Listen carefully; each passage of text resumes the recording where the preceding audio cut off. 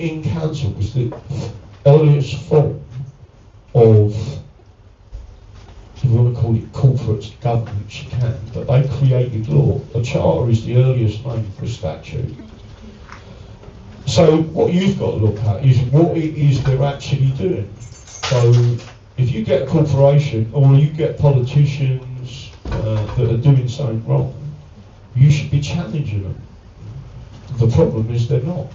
No one is, and they should be. And the reason they're not challenging is because they're ignorant of their own constitution. So that's all I'm saying to people. You have to be very careful in of getting everyone to have an issue with corporation. I've got a corporation. Are you saying I'm a bad person? Do you know what I mean? It's like Freemasons, right? I know lots of Freemasons. By the way, I'm not a Freemason, right? But my dad's a Freemason. I've met all of his friends. My dad is one of the nicest men you've ever met, right? He was in business for the best part of 60 years, employed 40 people, owned and operated 2 factories, and unlike most of the people in this room, he won the polls. Instead of spunking it, he bought 2 factories and employed all his brothers, all fairly, all earning a living. 40 geezers brought up their families because my dad didn't spunk his money, he went and put it into a factory. Yet there's people out there that are communist in nature, don't like the fact that he was a managing director, even though he works on a lathe every day. That's all I'm saying. You have to be very careful with what you say about corporations. Basically, a corporation don't have a president. Sorry? Basically, a corporation has got a president or a CEO, and his word's law. Yeah, but it's not. When you say it's law, I could really get into this argument. It goes down the road that I can start becoming very abusive for a reason, right? But I can create a company tomorrow and create a law. There's still restrictions. I mentioned it earlier with restraint of trade, right? Restraint of trade, if I was to create a corporation and say anyone who works for us, you're not allowed to do X, Y, Z, and it interferes with some of your rights, you can take me to court and say that's unconstitutional, right? The only reason people are not doing it is because they don't know it's unconstitutional. If you all knew what your rights was, I'm absolutely sure you would challenge a few things in your life. I've actually seen, again, AY Audits, is it? When he told a police officer. And again, I had people saying to me that police officers are policy officers. I was like, shut up. The argument that they're public servants, no, they're not. We're not a republic. We're a constitutional monarchy. And they are crown servants, and that is their oath. Right? I already won in a high court. But the arguments I don't get into, and I'm not suggesting you're one of them, right? All I'm saying is, I've stood up and done it, not only in the European Convention for Human Rights, and won an injunction against these, I won't swear, people that done that to the 6-year-old, right, and took her life. I've done it in a high court, I've done it in the appellate court, and I will keep pushing forward, right?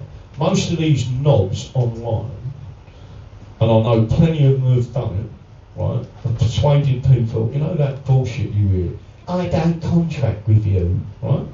Next thing you know, you've got a warrant, they're kicking in your door because you haven't allowed, because you're a tenant, and you haven't allowed the landlord to survey and put a licence on your boiler, right, which by law they have to do every year. And it ain't just your own safety for monoxide and all sorts of stuff. It's because you don't want to blow up your neighbours, right? It's fairly obvious that there are certain things. I've seen lots of people evicted from their homes because they listen to absolute bullshit online, all right? You have to get away from that. But I'm not suggesting to you you're one of them people. What I am saying to you is anyone can create a corporation, right? I'm just saying the House of Parliament corporation. Sorry? The House of Parliament, the House of Lords are a corporation now, and they're taking us, the slaves. So that, The CAD council and the parliament are all corporations, for instance, on Dun Street. They're no longer working for people. What that gentleman just referred to, it's more about the management, right? It's more about management and structure. If you go back through history, I mean, we've now got a population of probably, which is a lie, it's probably a lot more, 70 million. How are you supposed to manage that without some form of structure? Right? That's all I'm saying is you have to be very careful with what you actually have on a pop out. Like, if you tell me why you think a corporation is doing something wrong, then I would say, so where is it in their policies? Someone who's really good at this, there's some things I disagree with, but one person I've got a lot of respect for is Clive Evans. And he's actually done it. We had a conversation, it was quite funny. I said, listen, this person wanted me and him to have an argument online, and it wasn't live. And I said to him, Clive, are you a Christian? He said, yeah. I said, so am I. I said, we shouldn't fight each other, and I don't want them turning us against each other. He said, no, do I. And what he's done to the local council is spun them on their head, right? And he said, these people who contact me about a parking ticket, right? The geezer built £1 million house without fucking planning permission and stuck his finger up at the local council because he'd done it completely lawfully and no one can touch him, right? So I said, Clive, I'm with you.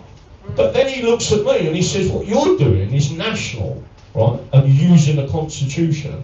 And what me and Clive agreed to is Clive uses the county or shire constitution or charter against them.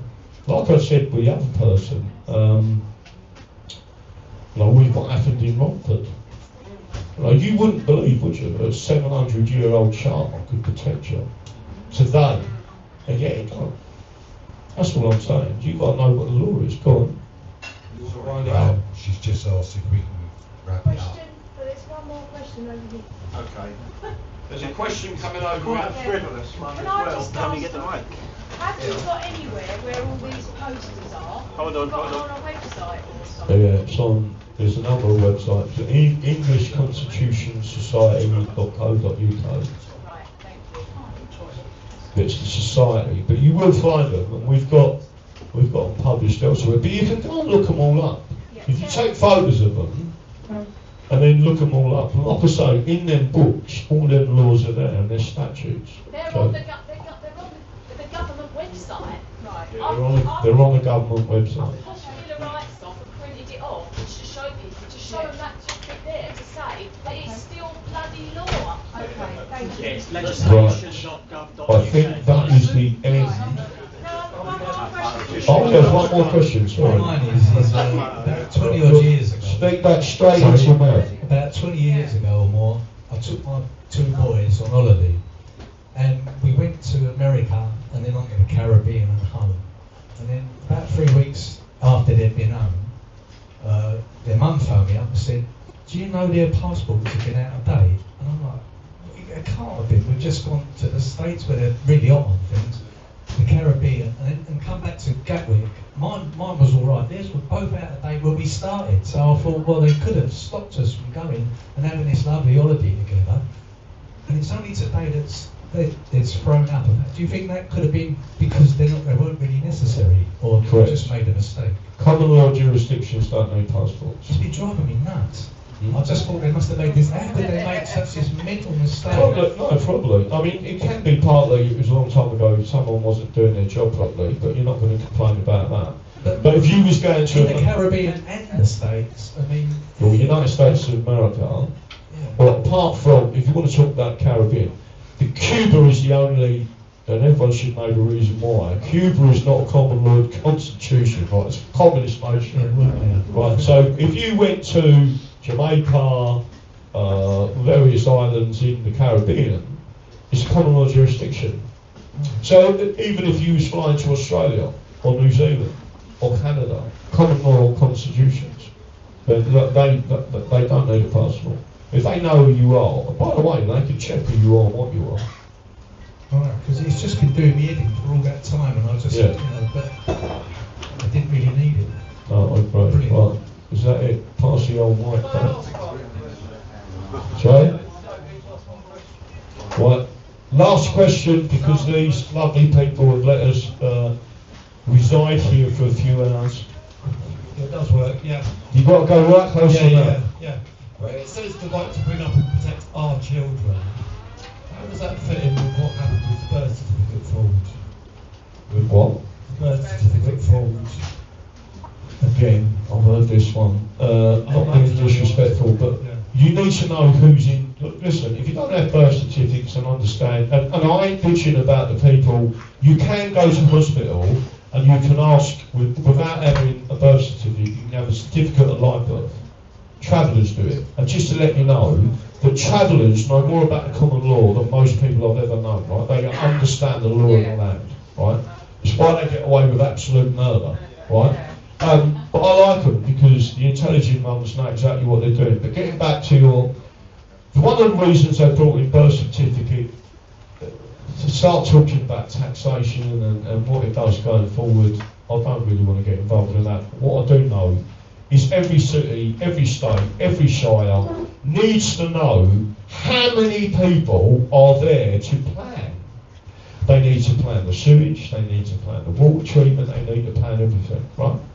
If I was to turn around to the people running this club or this premises, right, and they say to me, how many people do you think's coming, right? If I said 2,000, they'd say we can't do it. Why not? Because it would be against fire regulations, we haven't got toilet facilities, we haven't got this, we haven't got the bar staff. And they would go through a big list of things. So one of the reasons why people have birth certificates is to give the government, I'm not suggesting that they don't abuse it, they are abusing it. I absolutely refuse national identification. The gentleman brought up, where he's disappeared, the gentleman brought up corporations. We've just been asked to provide digital ID as directors of our corporation, and I've just said, Foxtrot Oscar. I'd rather shut down the company. I'm not interested. Right, so I also believe that you've got to have personal skin in the game. Don't sit there and tell people, well, we're going to protest against national ID and digital ID, and then you're giving digital ID by the back door to the corporation element, which is the government want to know. You either stand by what you believe or you don't, right? I have got convictions and an absolute belief in English national rights, right? So you must stand up for that. So getting back to your point, I ain't got a problem with birth certificates. Do they associate you in any way with taxation, forward taxation? The state has control of you? Not really. They've got control of the family courts. The family courts are the Star Chamber. You should have been standing up against that a long time ago. I mean, literally, they can take your kids off you tomorrow. And here's the kicker: they will put them in a family, a foster home, or whatever, who are a bunch of nonces that will rape your kids every day, and there's absolutely nothing you can do about getting their kids out of that house. Right? So it wasn't me who allowed that to happen. It was the people. When I say you, I don't mean you personally. But if you ain't going to stand up against it, they're just going to keep doing it. But that's it. I am going to say thank you for coming.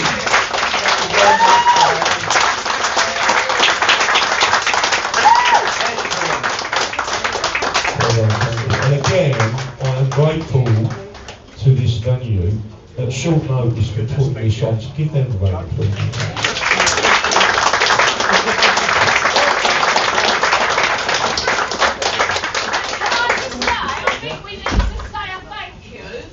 John, where is he? Yeah, well done, John.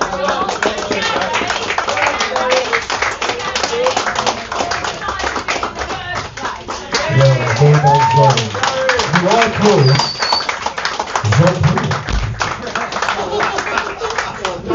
We've given him a French name.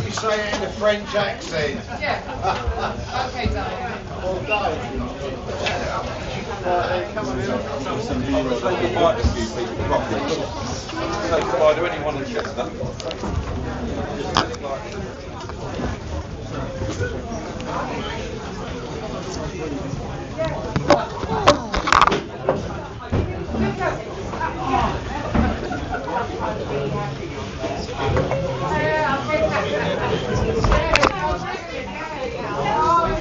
Okay everyone, so I hope that you have enjoyed today's stream. That was the Constitutional and Common Law Seminar by Graham Moore. As he obviously mentioned, the other venue was cancelled last minute, so this place really saved everyone, and you know, everyone was able to still come and learn from Graham. And yeah, so I hope you guys have enjoyed. I'm going to be signing off now. I'm sorry for the sudden signal drop. It really, honestly, I literally looked away for 2 seconds, I turned around and the stream was like encoding, and I was like, oh my goodness. So but it was back up within less than a minute, so we're all good on that front hopefully. And yeah, I hope you all have enjoyed, and I'll see you in the next one. Thanks for watching.